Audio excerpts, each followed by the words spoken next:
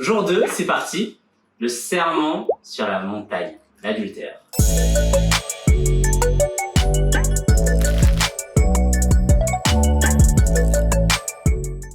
Matthieu 5, versets 27 à 30.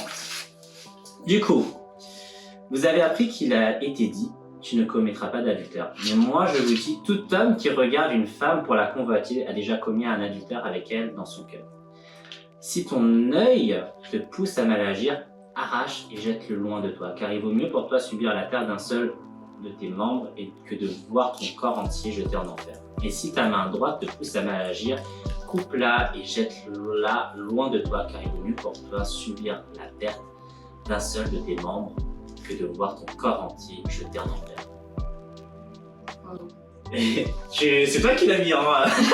C'est toi qui avais un corde posé là avec du vent. C'est ouf que tu en parles. Ça me parlait beaucoup parce que quand je lisais ça, quand je lisais Jésus qui était sur la montagne, qui faisait le sermon, en fait, à chaque fois, ça commençait souvent par vous avez appris que, mais moi je vous dis que.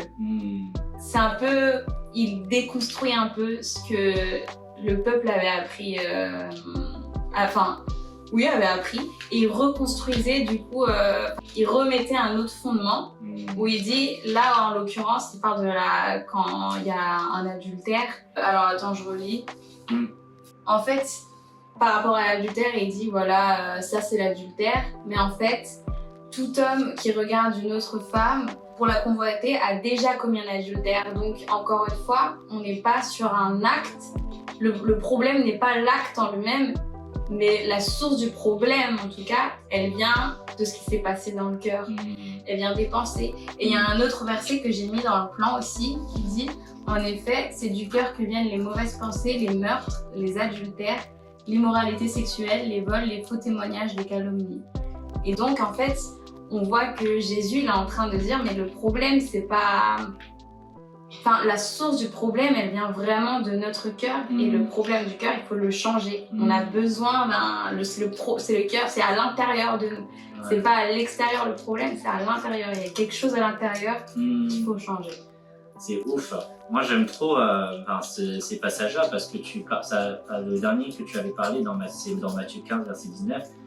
Quand on parle de mauvaises pensées, des meurtres, des adultères, immoralité sexuelle, des vols, faux témoignages, calomnies, c'est plus des conséquences de ce qui s'est passé dans le cœur.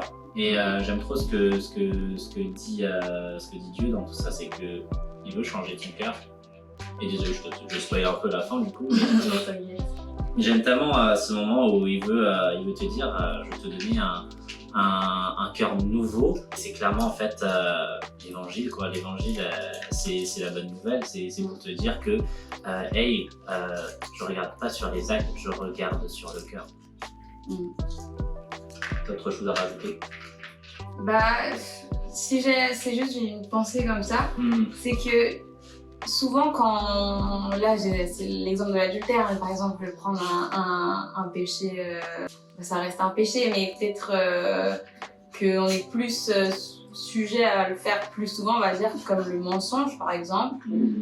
Souvent on va se dire, oh, pour arrêter ça, il faut que j'arrête de mentir, et c'est vrai, il faut arrêter de mentir. Mais le vrai problème, il sera toujours intérieur. C'est que même si j'arrête de mentir, peut-être que j'aurai une mauvaise pensée pour quelqu'un demain dans le métro. Le problème, c'est pas arrêter arrêter l'acte en lui-même. Arrêter l'acte. Le problème, c'est qu'il faut un changement à l'intérieur. Et comme tu disais, c'est Jésus qui peut résoudre ce problème du cœur.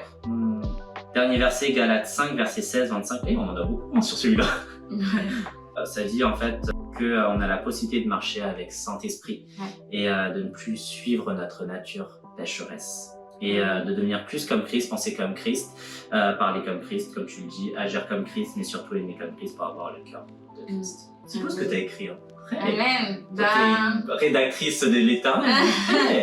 Non, mais j'aime bien ce dernier passage parce que ça nous rappelle qu'en fait, non seulement on a besoin de régler le problème du cœur, mais que c'est Jésus qui le fait et que c'est le Saint-Esprit qui agit en nous.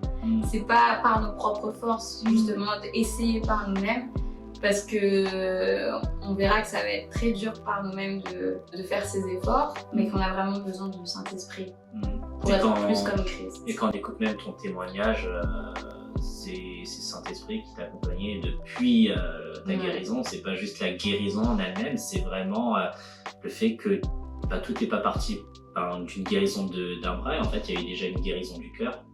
C'est ça, exactement. Et qui découle justement de cette guérison du bras. Et c'est juste incroyable que, tu vois, on pouvait se dire, vous avez pu vous dire, ouais, tes parents aussi, ils ont pu se dire, purée, elle s'est cassé le bras, c'est pas possible. Et rentrer dans cette négativité où on se dit, ouais, genre, de toute façon, il faut qu'elle se fasse opérer, elle a une opération lourde.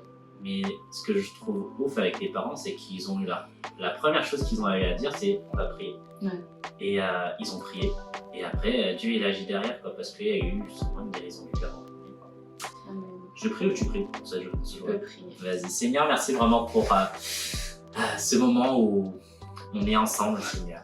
Je te prie pour chaque personne qui voit cette vidéo, Papa, que dans le nom puissant de Jésus, il puisse y avoir une guérison du cœur. Je te prie que Saint-Esprit, tu les remplisses de ton esprit.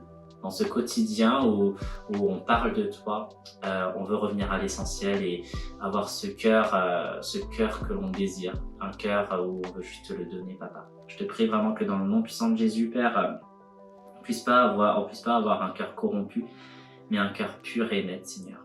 Dans le nom puissant de Jésus, j'ai prié. Et tout le monde dit, et les abonnés disent, Amen. Amen. Let's go.